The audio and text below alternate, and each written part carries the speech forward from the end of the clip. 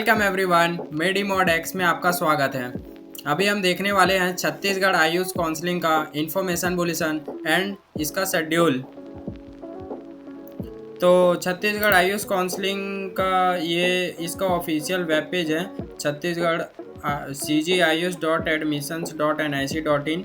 इस पे क्लिक करने के बाद ये इसका ऑफिशियल वेबसाइट आ जाता है छत्तीसगढ़ आयुष काउंसलिंग के लिए। लास्ट जो वेबसाइट था वो क्रैश हुआ और ये न्यू वेबसाइट बना है। तो BAMS और BHMS के लिए न्यू रजिस्ट्रेशन अलग तरीके से होगा और जो BNYS नेचुरोपैथी एंड यौगिक साइंस जो है इस वाले का रजिस्ट्रेशन अलग होगा। इसका रजिस्ट्रेशन स्टार्ट हो गया है। तो हम देखते हैं, सबसे पहले रूल्स एंड रेगुलेशंस क्या क्या रहेंगे वो सब देखेंगे।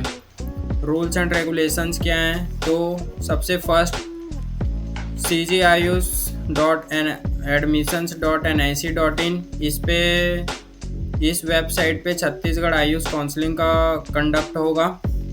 मैं भी छत्तीसगढ़ से ही हूँ, रायपुर से। To participate in the online counseling process, director does not allot any seat either manually or on nomination basis। ठीक है, कोई फालतू तरीके से एडमिशन नहीं होगा बोल रहे हैं। ये सब क्या है, रहने दो। जो रजिस्टर्ड मोबाइल नंबर, जिस मोबाइल नंबर और ईमेल आईडी से आपने अपना नीट का फॉर्म भरा है, उसी मोबाइल नंबर उसी ईमेल आईडी से आपका काउंसलिंग का रजिस्ट्रेशन फॉर्म फिलअप होगा। Candidates are advised to use laptop or computer and their latest registered version of Chrome internet, ये सब होना चाहिए। लैपटॉप और कंप्यूटर से फॉर्म फिल करना है बोल रहे हैं, मोबाइल से नहीं करना है क्योंकि उस पर टेक्निकल इशूज़ आ जाते हैं ना, इस वजह से। Candidates are advised to download Sandesh app. एक संदेश ऐप है, उसको डाउनलोड करना है, इंस्टॉल करना है। उस पर एक OTP आएगा। वो किस लिए है, वो है क्योंकि नेटवर्क का इशूज़ होता है इनको, इस वजह से। जो भी candidates are advised to be in touch with the directorate of AYUSH Chhattisgarh counselling website. ये ठीक है, ये इसका ऑफिशियल वो है, वेब पेज है, ये बता रहे हैं। ये जो भी डॉक्यूमेंट्स है ये आप खुद यहाँ से डाउनलोड कर सकते हैं। ये इन्फॉर्मेशन बुलेटिन UG ये आप खुद डाउनलोड कर सकते हैं। इसका शेड्यूल है, न्यू रूल्स एंड रेगुलेशंस जो हैं वो सब हैं। हम रूल्स एंड रेगुलेशंस ही देख रहे हैं। फिर क्या बोल रहे हैं, ये भी नहीं है कुछ। ये 15% all India quota seats of government Ayurveda college will be filled by AACC के थ्रू 15% ऑल इंडिया कोटा का गवर्नमेंट कॉलेजेस का सीट फिल हो चुका है। ठीक है, अब ministry of Ayush through separate counselling करा रहा है। जो ये स्टेट काउंसलिंग है, तो ये इसमें 15% ऑल इंडिया कोटा सीट्स होगा जो प्राइवेट इंस्टीट्यूट का होगा। Will be done by the directorate of AYUSH Chhattisgarh along with 85% Chhattisgarh state quota seats of all institutes. ठीक है, ऑल इंस्टीट्यूट्स का 85% और 15% ऑल इंडिया कोटा का रहेगा जो प्राइवेट इंस्टीट्यूट्स के लिए रहेगा, ऐसा बोल रहे हैं। All India quota seats of private institutes are open in nature. सब ओपन ही है बोल रहे हैं। ओपन इन नेचर मतलब ये क्या हो जाता है, ऑल इंडिया कोटा से अगर कोई बाहर स्टेट का यहाँ अगर के ट्राई करना चाहता है तो उसके लिए क्या होता है, जनरल कैटेगरी स्टार्ट हो जाती है। मतलब वो बाहर OBC का क्यों ना हो, OBC ST SC का, लेकिन यहाँ आने के बाद ऑल इंडिया कोटा में एडमिशन लेने से क्या होता है, वो जनरल कैटेगरी में आ जाता है। Candidates are advised to confirm the fee structure. जो भी जिस भी कॉलेज में अभी आपकी चॉइस फिलिंग वगैरह स्टार्ट हो गई है ना, हाँ, तो जिस भी कॉलेज में आपको चॉइस फिलिंग कर रहे हैं या जो भी कॉलेज आपको चाहिए, तो उस कॉलेज के रिगार्डिंग जो भी उसका फ़ी स्ट्रक्चर है वो सब आपको पहले से पता कर लेना है। अदर एडिशनल फीस जो क्या रहती है वो from the colleges the information regarding fee structure, stipend, bond amount, hostel, food, other conditions has been provided by concerned colleges. जो भी है वो सबको पहले से कंफर्म कर लेना है। Candidates are advised to visit the college website और contact the college authorities directly for any query regarding the above information before filling choices. ठीक है, वही बोल रहे हैं, चॉइस फिलिंग के पहले आपको सबसे पहले जो भी आपकी क्वेरीज है वो सबको कंप्लीट कर लेनी है। ऐसा नहीं होना चाहिए कि आपने चॉइस फिलिंग कर दिया और आपको कॉलेज मिल गया है और उसके बाद आप बोल रहे हो कि आपको नहीं चाहिए। उस प्रोसेस में आप सेकंड राउंड, मतलब उसके बाद भी प्रोसीजर्स है, लेकिन पहले आपको अवेयर हो जाना चाहिए ये सब चीज़ के लिए। अब रजिस्ट्रेशन एप्लीकेशन फॉर IUCUG, इसमें होगा there shall be separate registration for BAMS BHMS and BNYS courses के लिए। वही मैं पहले बताया, BAMS BHMS के लिए अलग काउंसलिंग का रजिस्ट्रेशन हो रहा है, BNYS के लिए अलग काउंसलिंग का हो रहा है। Candidates are further advised to fill the application form on their own, not their any agent or third party. अपना रजिस्ट्रेशन जो भी हो, जो भी काउंसलिंग का है वो खुद ही भरना है, खुद ही करना है भाई, किसी एजेंट वेजेंट या थर्ड पार्टी से नहीं कराना है। ठीक है, खुद ही करो यार। मैं खुद रायपुर छत्तीसगढ़ का हूँ, मैंने अपना काउंसलिंग खुद किया है। मैं अभी कर्नाटका में BAMS कर रहा हूँ। A candidate can submit online application registration form only once, एक बार भर सकता है बोल रहे हैं। ठीक है, any candidate found to have submitted more than one application, एक से ज़्यादा अगर किसी ने एप्लीकेशन या रजिस्ट्रेशन भर दिया है तो shall be debarred from IUC, वो कैंसिल हो जाएगा भाई को एडमिशन नहीं मिलेगा। Candidates may kindly note that registering for IUCUG counseling does not confer any automatic rights to secure as undergraduate seats। ठीक है, और किसी तरीके से एडमिशन नहीं होगा, सिर्फ जो काउंसलिंग जो करा रहे हैं उसी से ही होगा फुलफिलमेंट। और ये कैसे होगा, मेरिट लिस्ट, जो मेरिट लिस्ट आएगा उसमें अगर आपका नाम है, आपको कॉलेज अलॉट हुआ है तभी आपको मिलेगा। कोई अगर आपको बोलता है कि हम क्या है छत्तीसगढ़ में क्या है, सस्ते में एडमिशन हो जाता है, कॉलेजेस मिल जाता है बाकी स्टेट से अगर कंपेयर करें तो क्या है, यहाँ फ्रॉड भी बहुत होता है कि आपको एडमिशन मिलेगा, ये मिलेगा, वो मिलेगा बोल के ले लेते हैं, पैसा भी ले लेते हैं और उसके बाद फिर हम लोग काउंसलिंग करा रहे हैं बोलते हैं, और अगर कॉलेज नहीं मिलता है ना फिर वो लोग फ़ोन उठाना बंद कर देते हैं, नहीं मिलते हैं भाई। Criteria such as prescribed by CG central government and state. ठीक है, candidates should ensure that all the information filled during the online application registration is correct and factual। ठीक है, करेक्ट भरना है भाई, करेक्ट एंड सेल्फ सर्टिफाइड होना चाहिए। ठीक है, directorate of IUC Chhattisgarh does not change, edit, modify, alter any information. वो कोई भी आपने कुछ गलत इन्फॉर्मेशन डाल दिया है, गलती से हो गया, तो वो ऐसा कुछ चेंज नहीं करेंगे। The admission authority will cancel the admission of those candidates who had provided wrong information. जिसने गलत इन्फॉर्मेशन दिया है, कुछ भी हुआ है तो उसका कैंसिल हो जाएगा उसका एडमिशन प्रोसीजर, रजिस्ट्रेशन वहाँ से। ठीक है, candidates are advised to confirm their eligibility, domicile status. Eligibility कितनी एलिजिबिलिटी है, कट ऑफ है और उसका डोमिसाइल क्या है, वो सब पहले से कंफर्म होना चाहिए। Registration for state quota seats and all India Kota, उसको स्टेट कोटा में पार्टिसिपेट करना है कि ऑल इंडिया कोटा में पार्टिसिपेट करना है किसी और स्टेट का, ये सब पहले से डिसाइडेड हो जाना चाहिए। ड्यूरिंग ऑनलाइन रजिस्ट्रेशन के टाइम पे candidates have to create a unique password बनाना है, उस पासवर्ड को भूलना नहीं है। और पासवर्ड को वैसे वापस से उसको मॉडिफाई भी कर सकते हैं, किसी को देना नहीं है और वो पासवर्ड को, ठीक है, वरना somebody else गलत हो जाएगा। There will be one separate registration for BMS BHMS के लिए अलग अलग हो रहा है, वही है। सेपरेट रजिस्ट्रेशन फॉर ये candidates can choose state quota और all India quota seats of private institutes और both during registration as per their eligibility and choices के हिसाब से।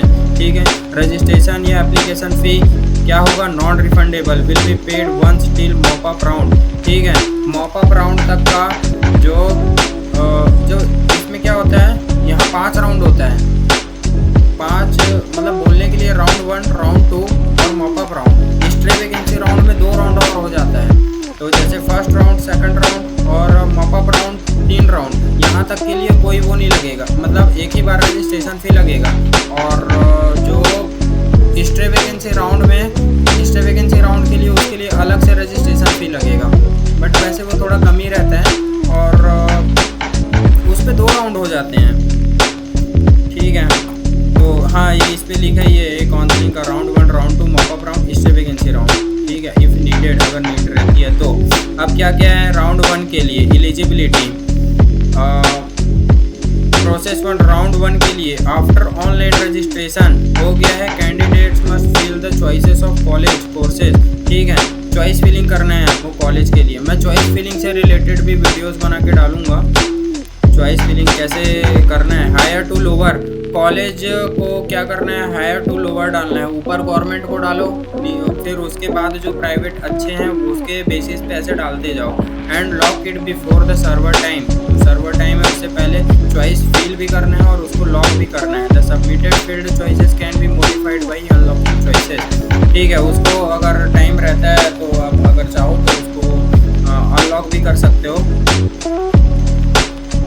If candidates do not lock the choices submitted by them, अगर कोई candidate जो है वो चॉइस लॉक नहीं किया है और ऐसे ही सबमिट कर दिया है तो क्या होगा, it will be automatically locked as per scheduled, lock हो जाएगा वो। ठीक है, सर्वर टाइम में candidates will not be allotted any seat if they don't fill any choice in choices even after online registration. Candidates can download या print out the locked choice for future reference के लिए। ठीक, भैया वही बोल रहा है, अगर किसी ने चॉइस फिलिंग नहीं किया है तो टाइम क्या है, टाइम तो जाते रहता है भाई, टाइम चले जाएगा, उसको कुछ नहीं मिलेगा, वो पीछे हो जाएगा भाई, उसको आगे मतलब उसको सेकंड राउंड में ट्राई करना पड़ जाएगा। कैंडिडेट्स कैन डाउनलोड, जो चॉइस फिलिंग का जो रहेगा ना तो उसको उसका जो पेज है उसको डाउनलोड कर लेना है। ठीक है, process of seat allotment in round 1 में क्या क्या रहेगा प्रोसेस, तो वही मेरिट लिस्ट आएगा, चॉइस फिलिंग करेंगे आप, एंड अवेलेबिलिटी ऑफ सीट्स वो दिख जाएगा।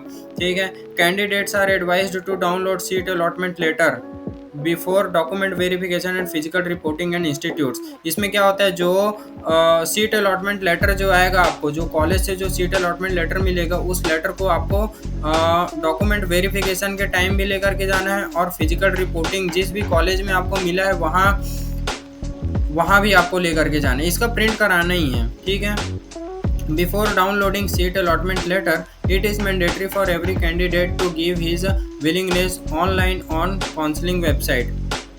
ठीक है भाई, whether he wants to take admission in allotted institute or after taking admission wants to go or upgradation in next round, वो उसके ऊपर है कि उसको एडमिशन लेना है, वहाँ जाना है कि नहीं, कि उसको सेकंड राउंड में जाना है। ठीक है, taking admission wants to go or upgradation in next round or want to free exit. ठीक है, that particular round of counselling. Candidates who have been allotted a seat in round 1, जिसको round 1 में seat मिल गया है, can options for willingness in upgradation in round 2, वो उसको शायद सेकंड राउंड में अच्छा कॉलेज मिल सकता है करके वो सेकंड राउंड में जा सकता है, या फिर वो मॉपअप राउंड में ले सकता है। If any candidate have opted upgradation in any round of counselling but did not fill choice, then his earlier allotted seat will be retained। तो अब अगर उसने कैंडिडेट जो है उसने अपग्रेडेशन लिया है लेकिन चॉइस फिलिंग नहीं किया है तो क्या होगा, जो पहला वाला जो उसको मिला है फर्स्ट राउंड में वो उसके लिए रिटेन रखे रहेगा वो सीट, ये बोल रहा है ये। In round 1 it is mandatory to take admission in government colleges after seat allotment. Round 1 में आप जैसे हायर टू लोअर बता रहे हैं ना, मतलब चॉइस फिलिंग के लिए, तो अगर आपको गवर्नमेंट कॉलेज फर्स्ट राउंड में ही मिल जाता है तो आपको वहाँ एडमिशन लेना ही पड़ेगा। ठीक है, it is mandatory to take admission in government colleges after seat allotment. In case of private colleges he has option of free exit, जो प्राइवेट कॉलेज में फ्री एग्जिट का ऑप्शन है राउंड 1 में। ठीक है, ओनली इन राउंड 1 में। ठीक है, all admissions and resignations if allowed will be made through online mode, no offline registration of seat is permitted। ठीक है, कोई ऑफलाइन नहीं होगा भाई, कुछ कोई अगर ऐसा कुछ बोल रहा है तो वो फ्रॉड हो रहा है, वो सब में नहीं पढ़ने का। ठीक है, कंसल्टेंसी के चक्कर में भी नहीं आने का, अपना काउंसलिंग खुद कराने का। किसी को प्रॉब्लम, अपना काउंसलिंग खुद करने का, किसी को प्रॉब्लम होता है तो वो मेरा टेलीग्राम ज्वाइन करें, कमेंट करें यार, कमेंट करें, अपने मार्क्स के अकॉर्डिंग कोई प्रॉब्लम है तो बताएं, हम देखते हैं क्या होता है। मैं कोई कंसल्टेंट नहीं हूँ। मैं सिर्फ इतना ही इन्फॉर्म कर रहा हूँ कि अपना काउंसलिंग खुद से कितने अच्छे से कैसे कर सकते हैं।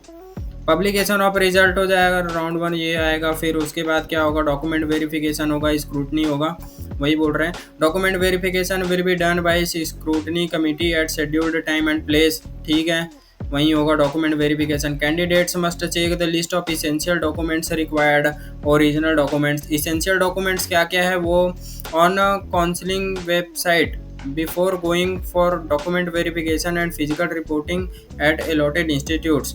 जो भी देखो, जो भी डॉक्यूमेंट वेरिफिकेशन होना है या कॉलेज में उस जाना है, तो उसके पहले आपका जो भी डॉक्यूमेंट्स है वो सारे चीज़ को प्रिपेयर कर लेना है। क्या क्या लगेगा, जैसे all the documents regarding category wise जो है कास्ट सर्टिफिकेट, जाति प्रमाण पत्र होना चाहिए, EWS सर्टिफिकेट, अगर कोई EWS कैटेगरी वाला है तो EWS सर्टिफिकेट होना चाहिए, क्लास सर्टिफिकेट होना चाहिए, जाति वही है। PWD, अगर कोई PWD से है तो उसके लिए, या फिर सैनिक कोटा से कोई ले रहा है या फ्रीडम फाइटर कोटा से कोई ले रहा है, तो ये सब की चीज़ के लिए डॉक्यूमेंट पहले से रेडी होना चाहिए। जो टाइम दिया गया है शेड्यूल पे, उस टाइम के बीच में ये सब आप रेडी करा लीजिए। Documents for verifying OBC non creamy layer status, ये क्या है, documents for OBC non creamy layer, ये डोमिसाइल बनता है, ये वही है, हाँ वही domicile.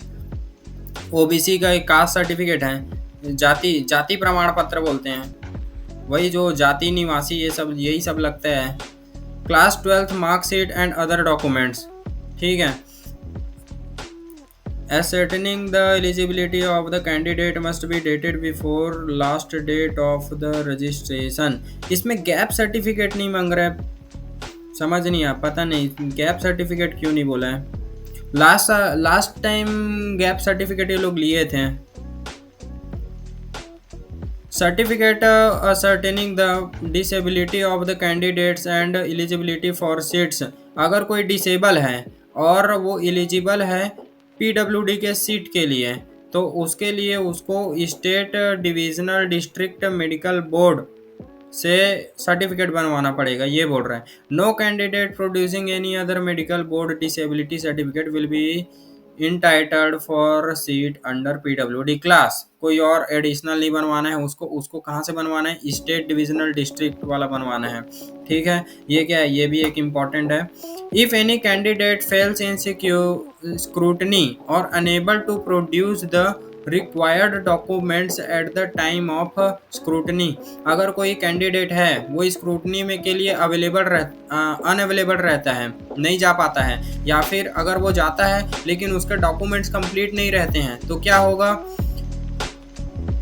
In any round of counselling then the admission authorities has the right to cancel the allotted seat. तो इस केस में क्या होगा, उन लोगों के पास अथॉरिटी होगा कि वो आपके अलॉटेड जो सीट है उसको कैंसिल कर देंगे, ठीक है। Also the candidate will be ineligible for any further round of counselling.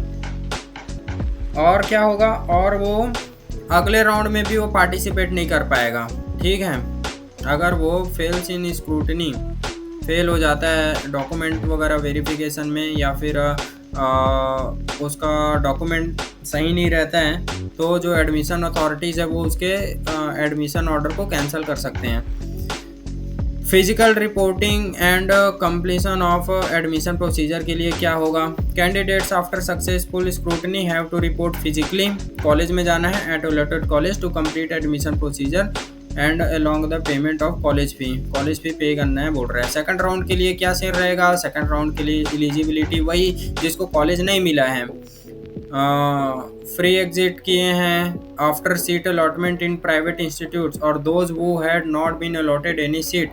किसी को अगर सीट नहीं मिला है, कोई अगर फ्री एग्जिट ले रहा है तो और वो जो सबमिटेड विलिंगनेस फॉर अपग्रेडेशन, जो राउंड 1 में जिसको मिल गया है लेकिन वो राउंड 2 में अपग्रेडेशन के लिए डालना चाहता है, वो लोग राउंड 2 कर सकते हैं। राउंड 2 के लिए क्या होगा, वही फ्रेश चॉइस फिलिंग होगी, चॉइस ब्लॉकिंग होगी, वो सब।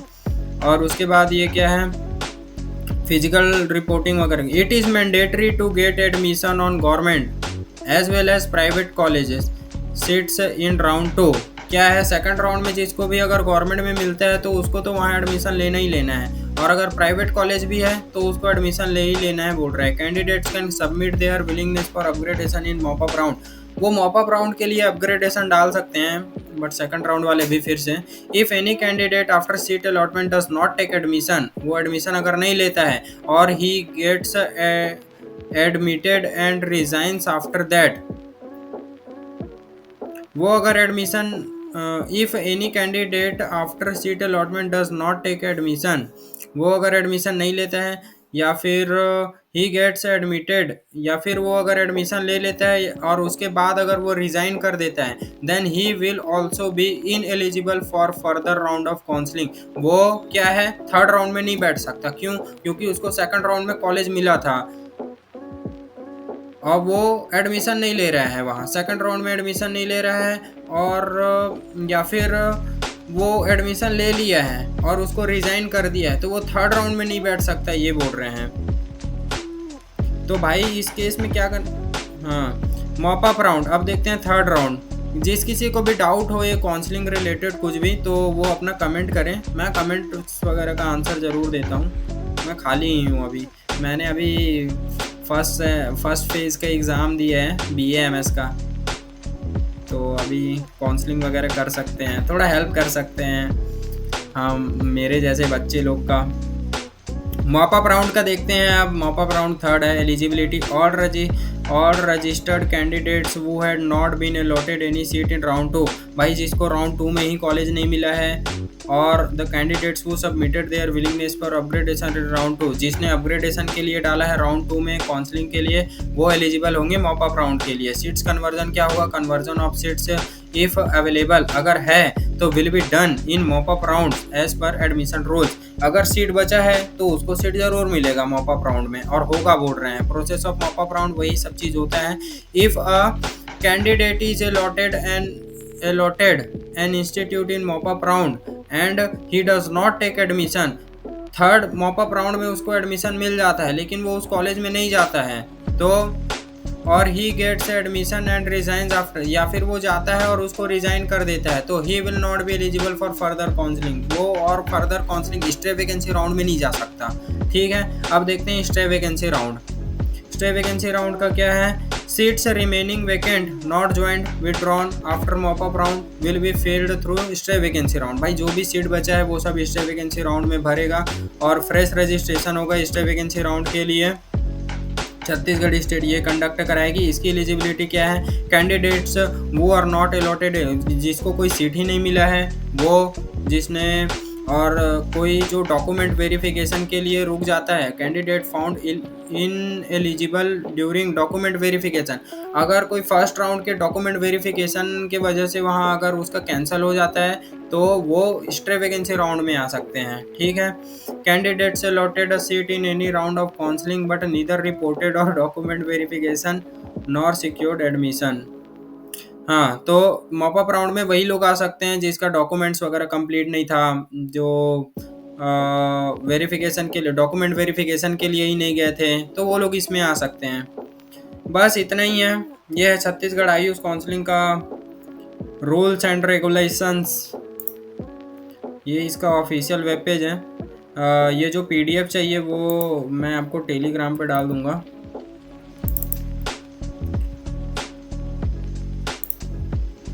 तो ये जो भी PDFs हैं, जो इम्पोर्टेंट PDFs हैं, वो सारे PDFs मैं इस पर डाल देता हूँ। ये मेरा चैनल है, आ गया, हाँ, ये t.me/medimodxc, ये मेरा टेलीग्राम चैनल है। ये जो भी PDFs हैं वो सारे मैं इसमें डाल देता हूँ, और शेड्यूल रिलेटेड एक और वीडियो बना दूंगा, और चॉइस फिलिंग वगैरह के रिलेटेड आपको जो भी इश्यूज आती है आप मुझे कमेंट कीजिए, मैं उसका आंसर ज़रूर दूंगा। Thank you.